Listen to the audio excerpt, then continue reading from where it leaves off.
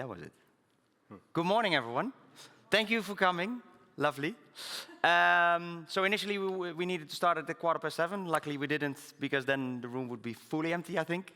But we wanted to do a presentation on how to actually make your digital workplace work, and really from an adoption perspective. I joined Conscia Observability about 2 years ago. Why did I join them? The adoption part, from a software perspective, is always very important, but is also the most difficult part, what we've seen in customers. And we deliver DEX as a managed service, basically, for more than 300,000 endpoints. You can have questions. Oh, lovely, test. Scan the QR code. If you have questions, then they pop up, and then we can discuss them later. There's also a prize, actually, for the early birds, actually. So our name before we were acquired by Conscia was Canary. If you connect that to observability and the canary in the coal mines, that's actually where it came from, so the proactiveness around it. Watch and look, obviously. There will be a prize towards the end, and you need to submit a number, basically. But we will use an anomaly, basically, for this session. So you see this guy over there. He has a bit more to laugh from, so to say.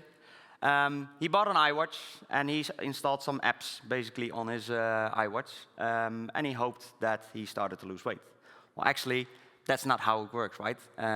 But it also connects a bit towards a digital workplace. You invest in a lot of tools, in a lot of devices, etc. But you want to understand how the experience actually is. Next to that, digital workplace leaders are also facing challenges around cost savings, hybrid work, ESG goals, compliancy, and bring your own device. These are initiatives that are there, and also you need to comply with that in your digital workplace. That said, if you have a coach for losing weight, right? We are the coach in delivering DEX, basically. So we can make a dashboard, and you can get some exercises to actually start to lose weight. And then this person looks like this. That looks a bit better, right? But obviously with the coach. Well, back to the topic. So what we do is we actually turn complexity into clarity. So we can help organizations observing any device anywhere. And as you can see, what we bring to the table is data-driven insights. We really focus on the data. The sentiment is something that you can do next to it as well, obviously, but you need to do that through surveys. We have proven frameworks and best practices, and we have secure and scalable platforms, and we manage end-to-end. We do managed services, basically. What you get in return for it is basically connected to those 5 topics already over there. Lower cost, it contributes actually to your ESG goals. And we come back to that at a later stage. It reduces risk, and you stay compliant. You have a better employee experience, and there's also the attract and retain talent. And as you can see on the bottom, we observe any device anywhere. All the devices that you can see over there, we can actually observe. What we do then from a managed service perspective is a managed service is always a collaboration between the managed service partner and the end user, the end customer.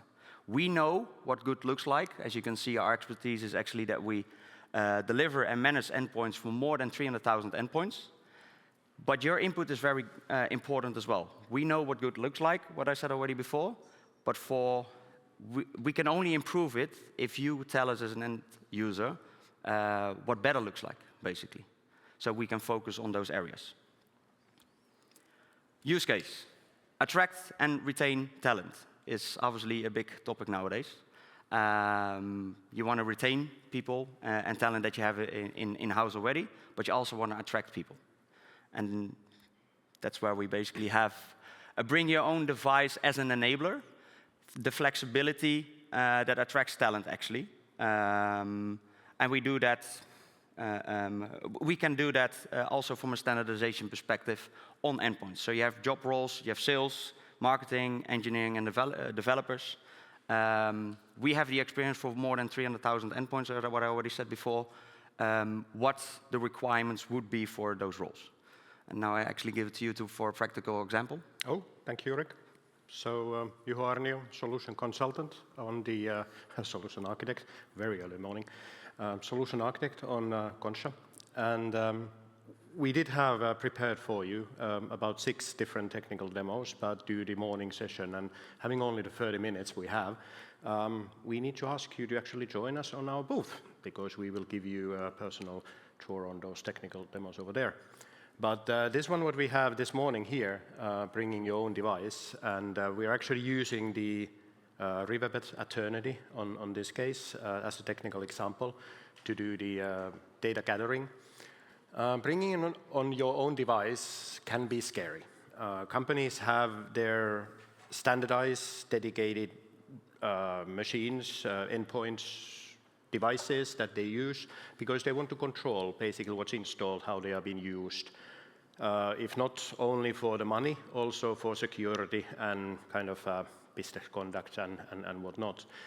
What you get with proper DEX implementation, you actually get the raw data out of whatever device if you get the agent into it, and you can actually get the visibility of the device, what's inside of it and how it's being used, which means that you can allow people to bring their own devices.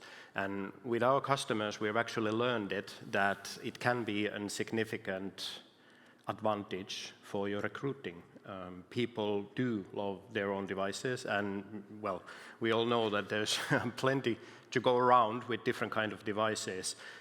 So if you're just managing your company's own device inventory, can be quite difficult to satisfy all the rock stars that you have.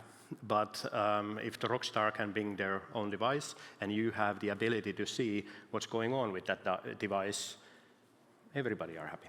So these are basically the small things which aim the workforce and the rock stars that we have to do what they do best without us limiting it too far, but also not sacrificing the security and the performance and the cost structure of your company.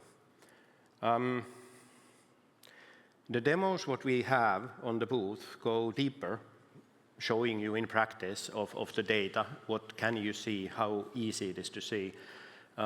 What's the value of Conscia then? If you get a tool, why wouldn't that be enough? It's exactly the analogy that Rick was explaining you in the beginning. The amount of data nowadays is staggering. There is so much data coming from different data points that a single human struggles to understand that. How we see observability DEX, the whole area, is about that you have basically technical means to collect the data. That's what we think as a monitoring. You collect the data. But then observability, which DEX is also part of it, is about utilizing the AI and the automation to make sense out of the data. And that when it goes very powerful, when you're able to use AI the way that you create a baseline and the AI is providing you anomaly detection to it. So basically bringing to the surface the things we haven't seen before in the massive data. Not necessarily making an alert out of it, but proposing, hey, this is new. We haven't seen this before. Should we mind about it? And this way helps humans to do their job better on it. And this is also something that we kind of bring on top of everything what we do. We combine the experience of what we have from different. In DEX side, we have a bit shy of 50 customers. On observability side, we have a bit shy of 400 customers. We got 45 people in our group who are dedicated on observability monitoring, this kind of thing.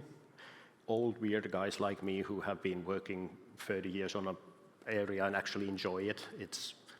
That's who we are. But it also means that we quite quickly can come up with the conclusion of what is valuable of the data and what to do with it. And combined with the right tooling, it's actually fun. So this is what we do on top of this. And as said, we have those 6 demos for you on the stand, back corner of the booth. So please join us. Let's go deeper on the technical parts. Back to you. Yeah, and one more thing on bring your own device. The new generation is also coming up, right? And they actually expect that they can work with any device of their choice and what they're used to. Imagine that you have an interview, or that there's interviews, and a person actually comes in, but that person is used to working with a MacBook. But actually the person comes in and gets another laptop given, which he or she doesn't actually like. What happens then most likely with the new generation, they have no loyalty at all. They quit, they go to another employer because they are used to working with that endpoint.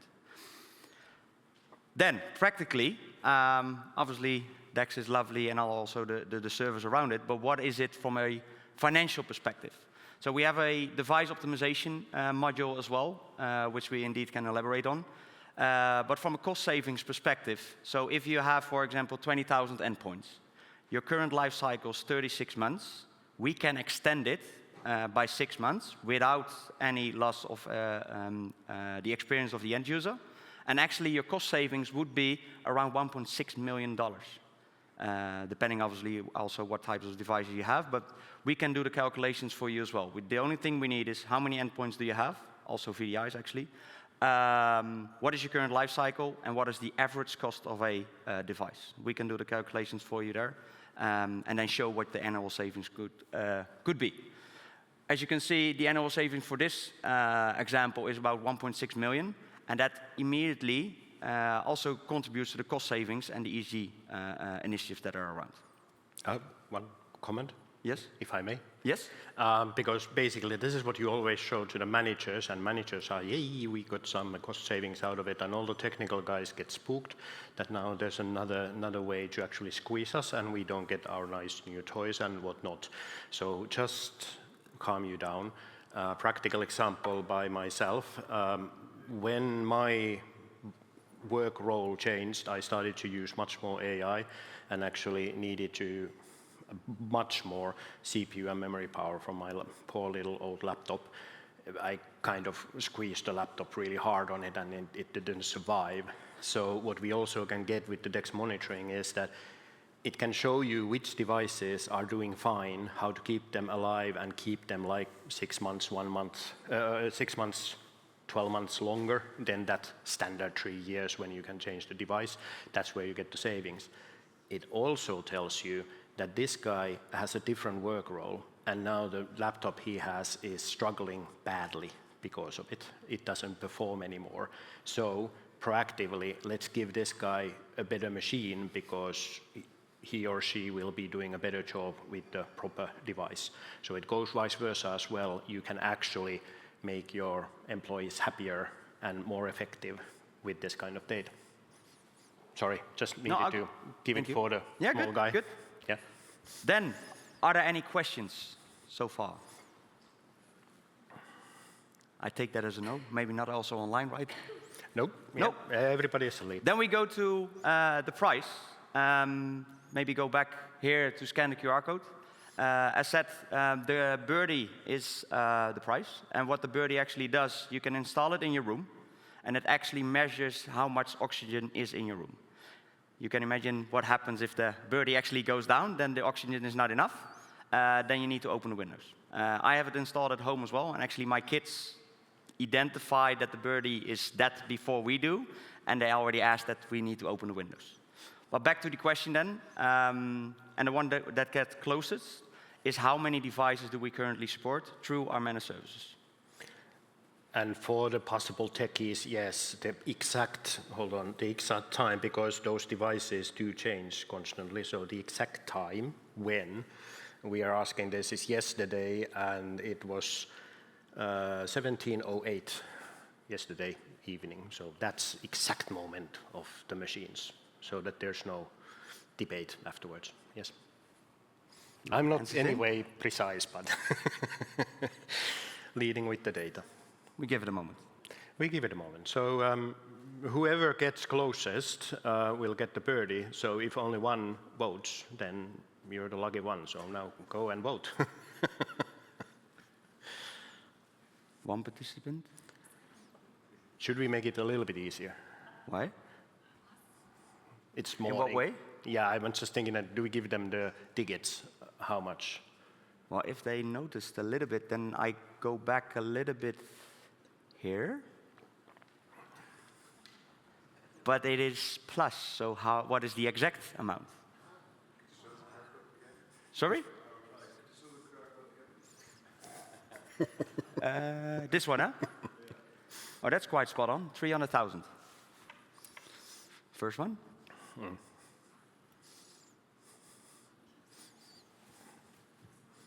Okay, now we need to tore the birdie in two, because there's like two close to them, and then you get your head and you get the tail.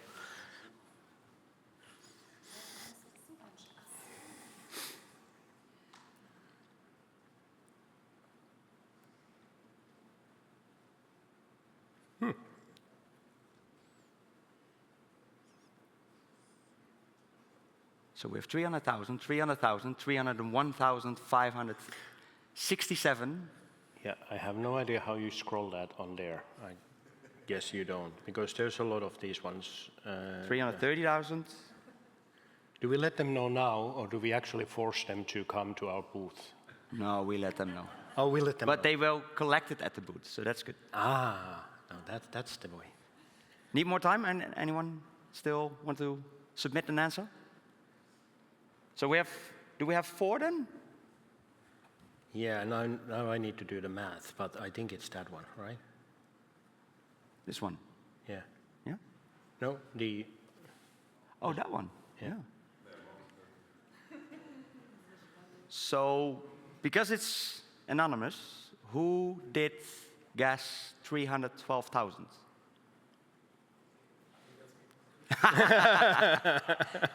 Then you're the lucky person. Then you will get, you can collect the birdie later in the Conscia booth. Yeah. But then, and quickly. For the record, the exact number is 300,000, how do you say that in 312,000. Exactly, and 577. Yes. So please visit our booth. It's what you already said. If you walk into the meeting area, basically, go to the right, and it will be on your far end to the right, next to the riverbed booth. Thank you. Okay.